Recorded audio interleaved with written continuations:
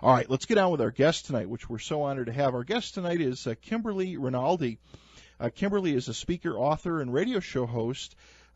She joyfully shares her decades of experience as a certified master trainer of hypnotherapy, EFT, NLP, and successful coaching and Reiki. Having created a highly successful private coaching practice, Kimberly now teaches lessons in joyful living. She believes in empowering others, and that through that you can have the ability to break through any and all barriers. What used to take weeks, months, or even years can now be done within a matter of hours with her programs. She's also a psychic and medium who uses her natural intuitive abilities and unique techniques to help clients achieve their highest potential and move toward their sole purpose. Kimberly spent over 20 years working in the healthcare field while perfecting her test set, tools, and abilities. She's also the co-owner of a local art gallery where many of her programs are held. She lives in Whittier, California with her husband, her dogs, her cat. She enjoys yoga, reading, and traveling. Without any further delay, let's go ahead and get Kimberly on the line. Kimberly, good morning. Welcome to K-Talk and the Fringe Radio Show. Hello, Kimberly. I think I might have done something wrong. Maybe pushed the wrong button. Hang on a second. Let's see if we can get Kimberly to dial back in again. Our phone here, for whatever reason, two of the lines have been acting up when you hit the go button. So we'll get Kimberly back in just a second. She has a radio show on Monday evenings at 10 a.m. Pacific time on the Rockstar Radio Network for lessons in joyful living radio. She's been featured in several books and she's in the middle of editing her newest release. Let's see if we can get her on the line. Kimberly, is that you? Yes, it is. Sorry, I hit the wrong button twice, and I'm not supposed to do that. That's okay. Anyway, good morning. Thank you for being here and spending time with us tonight. Welcome to K-Talk and, again, the Fringe Radio Show. Thank you so much for being on tonight. Thank you for having me, Pat. It is absolutely my pleasure to join you, and I'm a night owl, so this is good timing for me. Well, it's the perfect time for this genre stuff. It really, really is. I know. We're up and doing our best at this time of That's night. right. That's right. Anyway, I just scratched the surface a little bit with your bio for our listeners. Why don't you give us a little bit of the backstory, how you got into doing what you're doing today, and your work as a psychic and a medium, and where those abilities. I know it's a big chunk to take on, but maybe kind of just give us the backstory. Tell us about Kimberly. Well, it's interesting. I am very left brain, very logic and reason based, and I worked in healthcare for 20 years, and there's science in that, and if you can't see it or prove it, it just doesn't exist, and that was where I was very comfortable.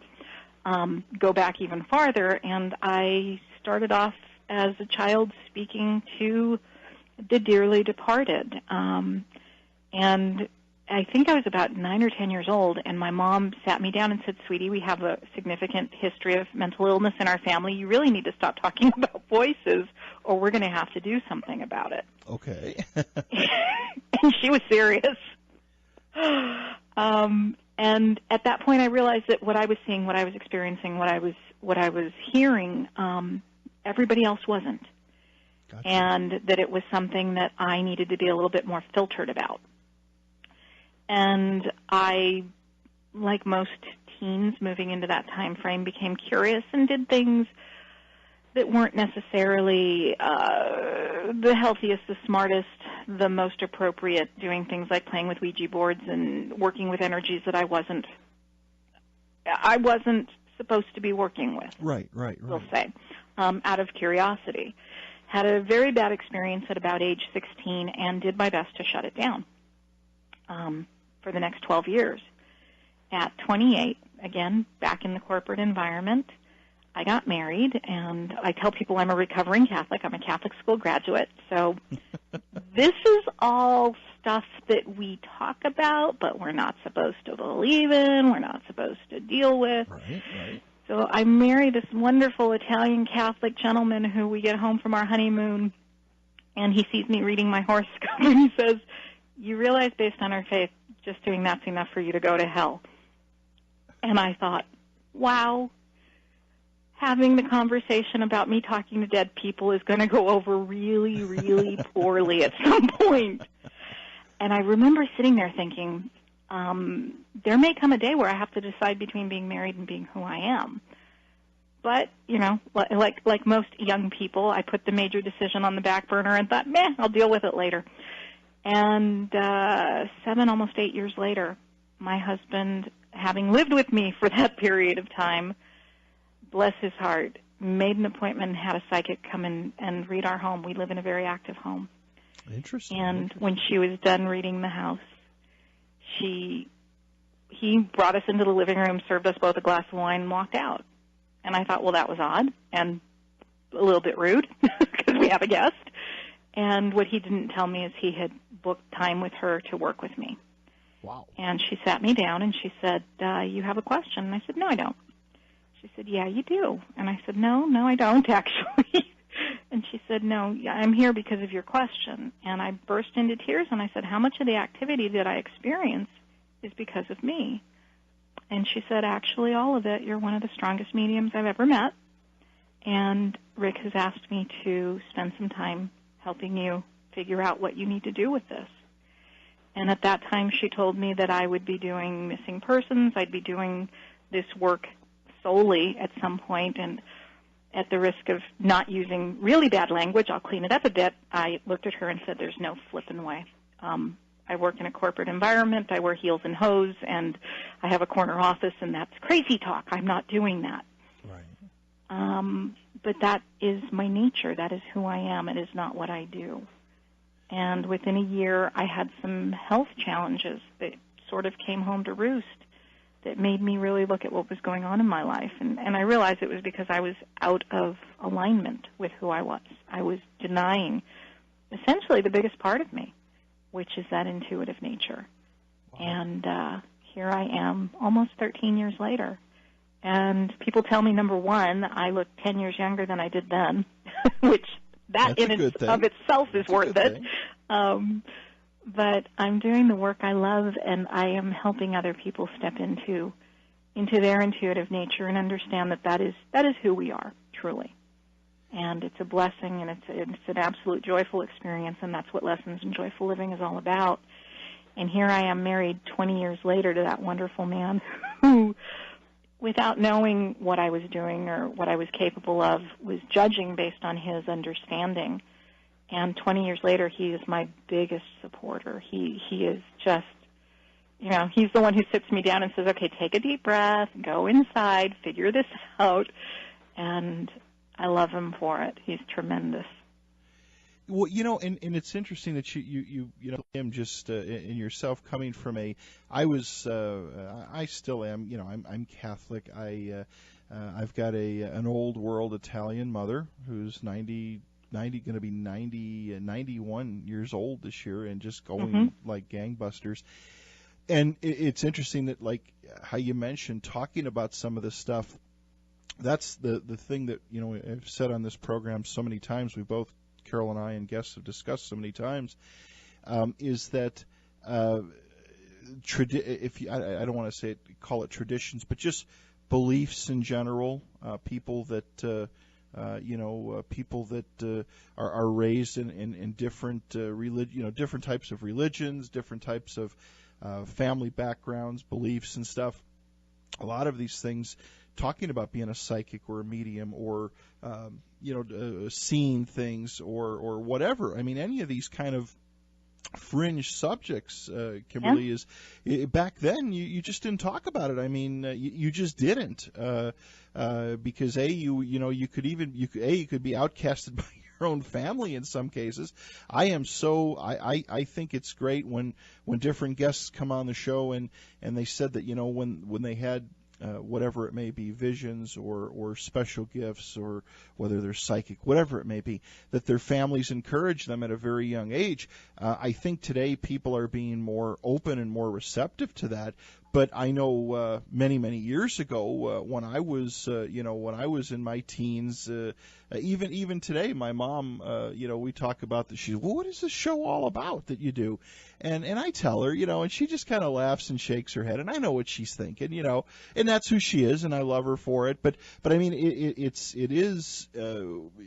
There are a lot of people that I believe have gifts, and they do they get suppressed, and people are afraid to talk about different things, and it's good to hear your family life. The success story of that is huge. It is, and the other side, the more mystical side of that. I was raised Catholic. My father, even just the hypnosis work and the mind and behavioral work that I did, made him uncomfortable. So he would get up and leave the room. He never said anything negative about it, but he'd get up and leave the room. And I remember asking my mom one day, and she said, that stuff makes him uncomfortable. The psychic stuff freaks him out, and he's just worried about you, and he doesn't know how to communicate it to you. Here's a very interesting little anecdote. The morning after my father died, I went into meditation at 5 a.m. That's my first meditation. And be darned if I did not encounter my dad immediately. And we had a conversation. And the man explained to me that his job was to help me from that side, not this side. He worked with me for 5 years as a guide in mediumship. And many of my students, many of the clients that I've worked with over the years in that time frame, got to experience him. They'd ask, so who's the really skinny man with the green eyes and the red hair? I'm like, oh, yeah, that's my dad, the man who didn't believe on this side.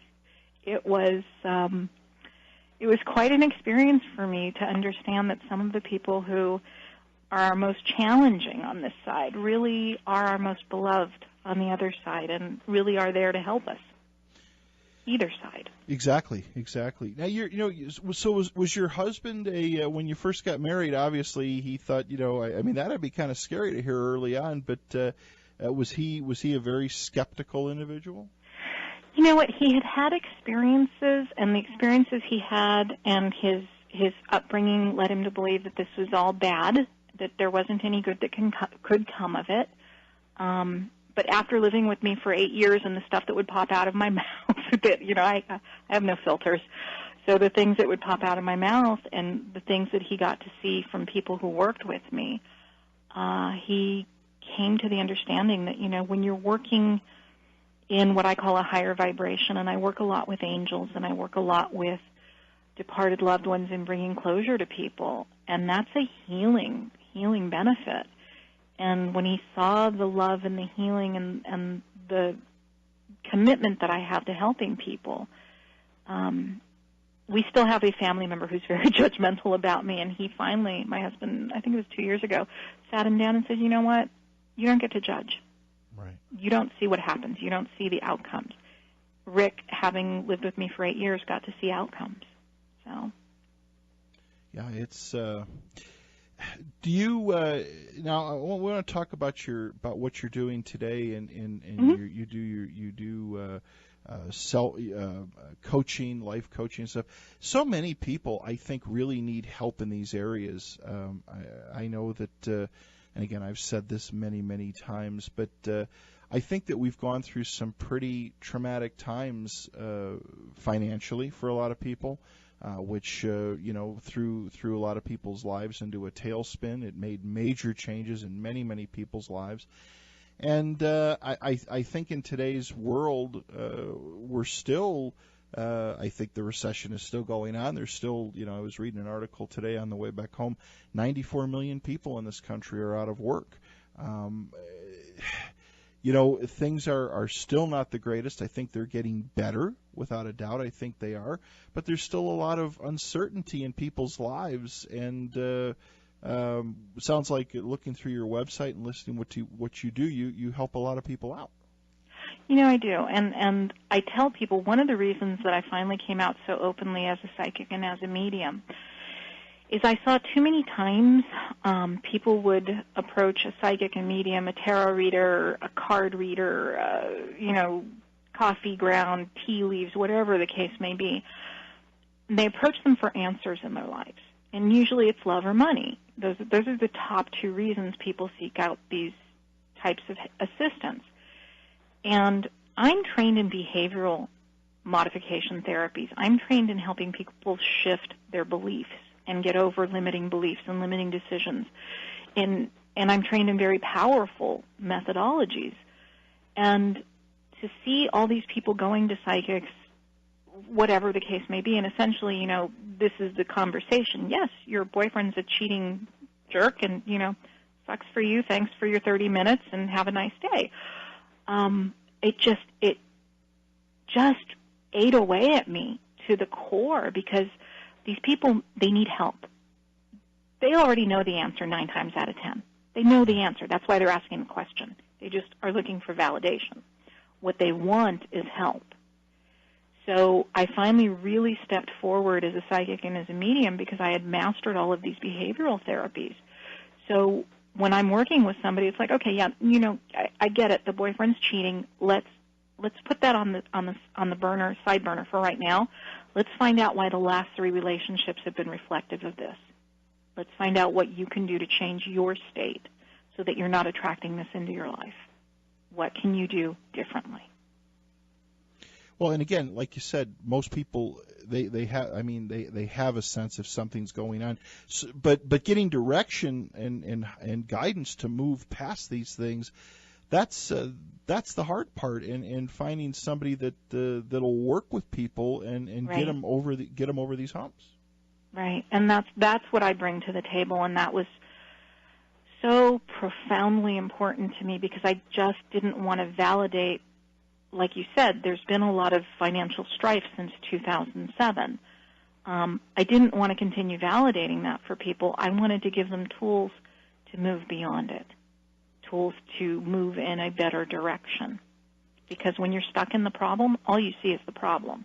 Now, potentially, anything else is a solution, but you're not seeing it. Exactly. That's where a coach or, a therapist or a mentor, anybody who's outside of the problem can potentially help. So now you talk about tools. What type of tools do you bring to the table to help clients with? Define tools for us?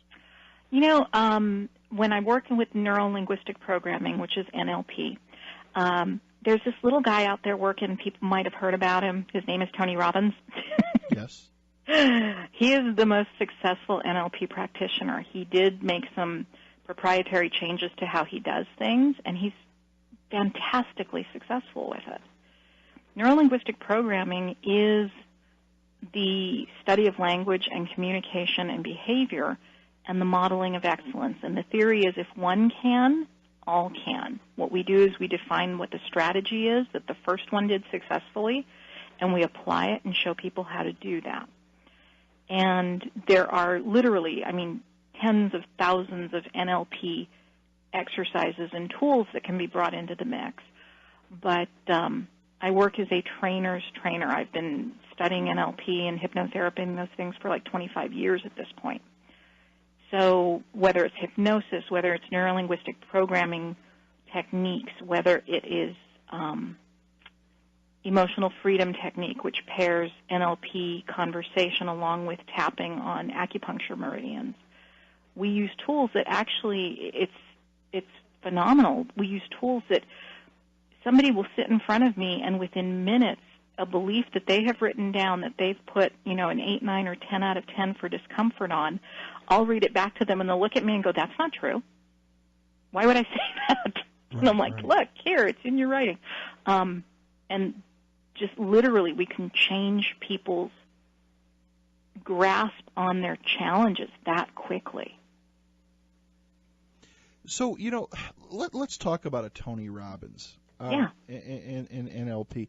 A lot of people, okay, I'm just going to be honest with you. I think that, Tony Robbins, without a doubt, he's been very successful. Absolutely. Of course, there's a lot of, that's kind of the whole facade, hey, there's the there's the personal jet, there's the, the big house on the beach and stuff like that. Obviously, Tony he's done very, very well for himself, and I was a little bit skeptical Mm-hmm. I've never attended one of his workshops, but I have talked to people who have, and people like himself and like you. I mean, everybody that works in this field.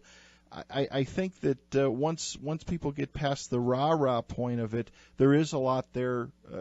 I know two people in particular that said he turned their lives around and made major changes in their lives by them following his practices and his work. Absolutely. And they were skeptical folks, and it did work for them. Well, and the example I use for myself, and this is how I got started on that path of the behavioral studies. Have you ever smoked, Pat? Yeah, I have.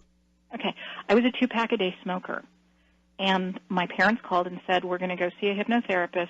Your dad needs to quit smoking. He was a 4-pack-a-day smoker, and his cardiologist said, hey, quit trying to kill yourself. I'm trying to keep you alive. So they said, we want you to go with. And I wasn't living at home, so I said, no, I like my cigarettes. And my mom said, no, we're paying for it. And I thought, oh, what the heck? If they're paying for it, I'll just go. I'm curious. And then I'll smoke when I'm not around them. Right. And I went. And she did a lot of NLP before she did the hypnosis. So basically she found out what my drivers were, what my strategies were. She did a really good history. Long story short, I walked out of that first session, carried a pack of cigarettes for a year, literally thinking, I know I'm going to want one of these. After a year, I thought, yeah, I'll buy a new pack if I ever want one. But I walked out of there a 2-pack-a-day smoker. That's 40 cigarettes a day. Didn't pick up another cigarette for 17 years. Now, I did smoke for about a 6-month period after my dad died, but I never re-addicted. I one day just realized I wasn't smoking again. So if you don't mind, so how did that work for you? I mean, if somebody says, hey, okay, so here, you've been there. You were I mean, 2 packs a day is a lot. Yeah. Obviously, what took place? I mean, how did you, if you want to analyze what happened to you, Kimberly, what happened there? What actions took place, or what magic took place that made you not pick up a cigarette anymore for a while? Many years. The magic that took place, and most people who try to quit, and I talk about this in my programs, people try to make change at behavior or environment. So a smoker who's going to quit says, I'm going to change my environment. I'm not going to go hang out with my smoking friends at breaks. Or they work to change at behavior, which is every time I want a cigarette, I'm going to white knuckle it, or I'm going to snap this rubber band. Those are conscious effort, and there's a lot of effort that has to be put into it. What the person who worked with me did, and what I do when I'm working with people, is we work at an unconscious level, or we call it the unconscious, the subconscious. I prefer the term creative consciousness. So we go in beyond the filter of the conscious mind, and we work at identities, value, and belief system. So if somebody has a value that health is the most important thing to them, do you think they're going to put a cigarette in their mouth?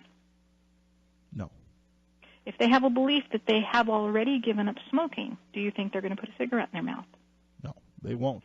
They won't. And if they have the identity as somebody who is simply a non-smoker, they're not going to put a cigarette in their mouth. And all of those three are at higher level consciousness areas. And they are, like I said, unconscious, and they are effortless. So that's where we go and we make change. And that's why it literally is like flipping a switch. I've seen people change their lives literally in moments working with these tools. Have you helped people, like with weight loss and a lot of other things? Yeah. So how about weight loss. So that's a good one. Yeah. What will a person experience, or what I don't want to give all the candy in the candy store away, but what is involved to help a person lose weight? The first thing that's involved is getting a really good history. Some people are able to do it with these prepackaged programs that you purchase on the internet, or the group sessions. Some people are able to do it because they don't have a lot of deeply embedded beliefs. Maybe it is about behavior. Maybe it is about something very simple. They just, they like cookies, and they're eating too many cookies. Right. But for some people, it goes beyond that. It is part of their identity. It is part of a traumatic experience as a child. So getting a good history is where the difference is made. And, along with weight loss, I've helped people heal trauma that, I can think of a woman in particular. She was 72 years old. She had been carrying a trauma from the age of 5 that every time she thought about it, she'd start shaking and crying. And in literally 2 minutes, she was able to close her eyes, take herself back to that situation, and she started laughing. And I said, "What's so funny?" And she opened her eyes. She said, "I don't even care anymore." Wow. Yeah. That is how working in what we, again, term the unconscious or subconscious, that is how powerful it can be. So it's almost like a reprogramming. It is. It is. I call it repathing thought process, but it is a reprogramming of thoughts and beliefs and behaviors. Have you had some patients or clients, Kimberly, that let's take the example of the smoking, where for whatever reason the reprogramming's done, but it needs to be done several times, where they kind of lapse back in again? You know what? With any behavioral change, what I tell people is you can work to blow past what I've done. You can absolutely do it. You have free will. God bless. You can do whatever you want. Number one, why would you want to? Right. But I have programs. I have a couple of programs around smoking in particular because it is a pet project of mine that are guarantee programs. And basically, if you ever choose to smoke again, choose to quit again, as long as I'm alive and speaking and kicking and breathing, I will help you and support you through that choice to quit again. So, it happens occasionally. I think it's happened 2 or 3 times in the 24 years I've been working with smokers. Now, with you, when you went through this, you said 17 years, and then you picked it back up again. Was it just a trial and error type of thing for you? No, you know what it was? It was the day after my dad died, and I was driving to my mom's. Hey, Kimberly, I gotta stop you just for a second. We've got to take a quick break. Got to pay the light bill. All right, everybody, welcome back to the Fringe Radio Show. Our guest tonight is Kimberly Rinaldi. Kimberly, again, thank you so much for staying up late and being here with us.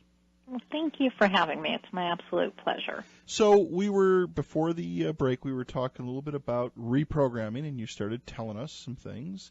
Right. Let's go ahead and pick back up again. Right. I had done the smoking cessation 17 years earlier, and the morning after my father passed away, I was driving up to my mom's, and it's a good 110 miles from here. And I pulled off the freeway and pulled into a gas station, and I thought, well, that's odd. I've got gas, and I have a bottle of water. And I parked the car and got out and walked in and asked for a pack of cigarettes and matches. And I thought, well, I'm not going to smoke in the car. I went for a walk and had a cigarette. And like I said, I smoked for about 6 months. And it was part of the grieving process. It was just something that I did. I think a lot of it had to do with the fact that my dad and I, way back when we did smoke together, we'd step outside and have a cigarette and chat. So there was a lot of stuff I was working through with it. But about 6 months after I had quit smoking, I remember I was sitting on my patio one Thursday evening, and Friday is housekeeping day around here, and my housekeepers hadn't been there in a week, and I remember the ashtray was clean, and I thought, well, that's odd. And then I started thinking back, and I realized it had been several weeks since I had had a cigarette. And for those of you who have ever smoked, re-addicting is a real problem. The habit just kicks right back in for the fact that I had picked it up and never re-addicted because I had made the change at the belief and the value and the identity level. So, yes, I smoked, but I never re-addicted. And that was almost 9 years ago. Haven't had a cigarette since. Now, you mentioned about smoking with your dad. Did you pick up smoking because it was pleasurable to you, or do you think it's because your dad did it and it was kind of that maybe a little bit of a common bond between the both of you? I could say it was one or the other. I picked up smoking at 13 years old. It wasn't all the cool kids were doing it. My friends hated it. They'd take the cigarettes from me. It was a rebellion thing at the time. I hated when my parents smoked. As a child, I was the child that took the cigarettes and broke them into the trash can. Mm-hmm. So, at 13, I was in a high school that allowed smoking, so I did. And I was one of the few people who did. And I actually, unfortunately, as with drinking, I enjoyed it right out the gate. So, past life connection, I don't know, but I don't know too many 13-year-olds who enjoyed smoking menthols at that. Right. And I was doing it. Very interesting. Yeah, and I know in smoking is one of those habits too. It's one of those tough ones. It is one of those tough ones to give up. Mm-hmm. Just like dealing with weight loss. I mean, it is. It's a tough one. Just a question. It's called NLP, correct? Right, neuro-linguistic programming.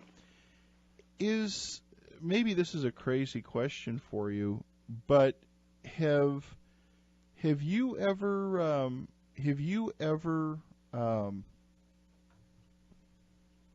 sorry, got a caller for you here in a second. Oh, have okay. you ever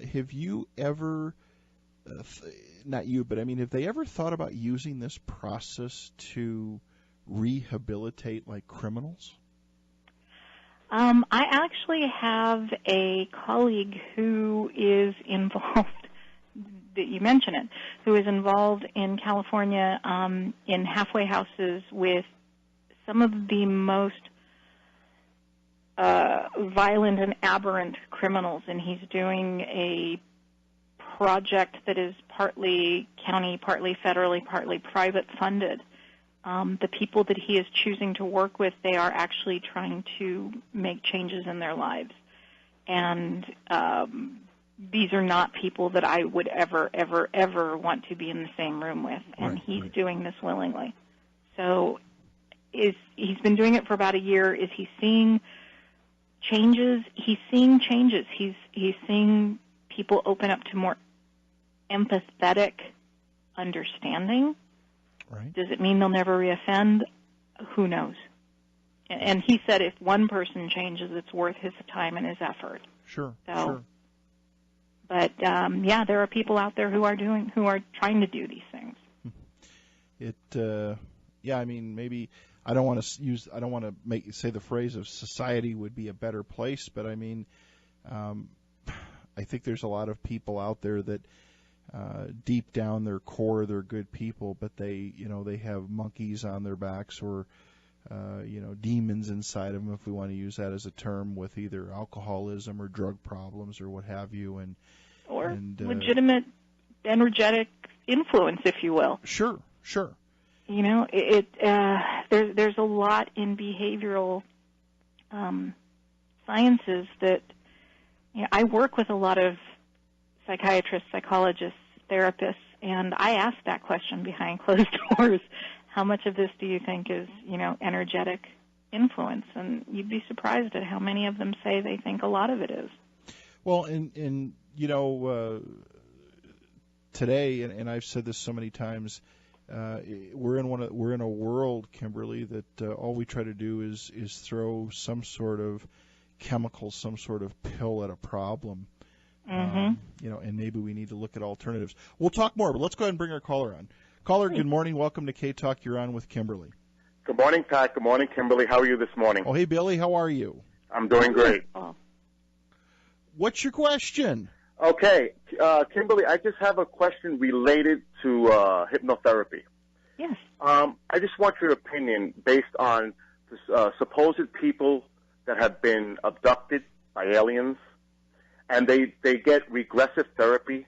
What is your opinion? Do you think that these memories could be suggested memories that have been implanted during these regressive therapies, which may make the victim believe that they actually had been abducted? It is a possibility. There are some qualified therapists out there who have this in their sights as their absolute core work. That concerns me because they're already going in with this preconceived energetic direction. You know, if my first past life regression, I share this with so many people, my first past life regression was a spontaneous regression. We were not looking for past lives. It started coming up. So if you're in a hypnosis session and you're working on pain management and all of a sudden you're getting an abduction memory, I'm going to be more apt to go with that being legitimate than if you're going to somebody who markets themselves as a specialist in abduction hypnosis. Do you know what I'm saying? I'm not saying that they're doing it wrong or they're doing it intentionally, but they've already got this preconceived direction that they want to go. Right. Because, you know, you hear a lot about people that, you know, they claim they've been abducted, and you see all these people popping up, all these therapists coming out of the woodwork claiming that they can resolve these issues, they can take all these suppressed memories and have them released from the person. And, you know, I think sometimes, I mean, I don't know, I think maybe in most cases, it could actually do more harm than good because now the person is having memories of something that may be very traumatic in their life and been a very negative experience. You know, and that is the thing for me that I, you know, above all do no harm. That is the thing for me that is so important for people to understand. Your unconscious, creative conscious, subconscious, its primary goal is to protect you. And if it is keeping something from you, there is a good reason for it. And one of the other things I share, I had a very traumatic childhood. And there was significant abuse at the hands of a family member. And when this family member died and it came out that it was sexual abuse and that there were a whole lot of other family members who were abused at this person's hand, I was at the therapist's office the next day and I said, you know, I want a regression. I want to know everything happened. I want all of this out in the open so I can start dealing with it. And God bless my therapist. He looked at me and he said, you know better than that. He said, I can do that tonight. You could get hit by a bus tomorrow, and all I've done is ruined your last day on earth. You know, if your unconscious mind is keeping it from you, there is a reason for it. So going in and scab picking and pulling it out isn't always the healthiest option. Right. Well, Kimberly, thank you for addressing the question, and you have a great morning. And, Pat, I'll talk to you soon. Okay, my friend. Well. Thank you. Have a good night, you two. Thank you for calling in, Bill. You're welcome. Bye. Yeah, it's that we actually got quite a few people that wrote in and had questions. We've got about regression therapy, hypnotherapy, and alien abductions, and we'll get to those. We've got an NBC News break coming up in just a couple of minutes. But in your estimate, you know, with all your experience, people that go through regression therapy, that's kind of the big. How do these things get hidden, Kimberly? I mean, do you think that the psyche, like you had things that happened to you at a young age, do you think that these things are so traumatic that the psyche just buries these things? Do you think it's kind of a self-defense mechanism of the body or the brain or the consciousness? Absolutely. And there is a theory in multiple personality disorder from the behavioral sciences where I come from. There's a theory if it is so traumatic, eventually what you will do is you will create separate personalities to deal with the trauma. So, you know, where just burying it is sort of scratching the surface. If it's so bad or continues or, you know, repeated, that eventually that is where it goes. That is the farthest end of that spectrum. So these have got to be, again, pretty heavy-duty traumatic experiences, and obviously that's something that you experienced. Yeah. After a person goes through the regression hypnotherapy, did the memories come back after the hypnotherapy was done, or do you need like yourself, a professional that opens up the doorway, gets the information, and then closes the doorway? And sometimes an event that is, it has nothing to do with therapy, it has nothing to do with hypnosis. Sometimes an event will trigger the memories. The reason this all came about, and I'll just share very briefly, the perpetrator was my mom's mom, my maternal grandmother. And when she died, my mother started having all of her memories come back, literally at the funeral.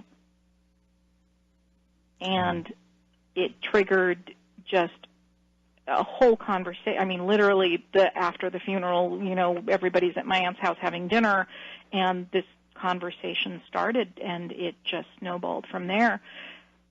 I knew, because of what I had experienced in my behaviors at 4 years old, locking bathroom doors and, not letting people touch me, right, that I knew I had experienced something. I had very large chunks of my childhood missing.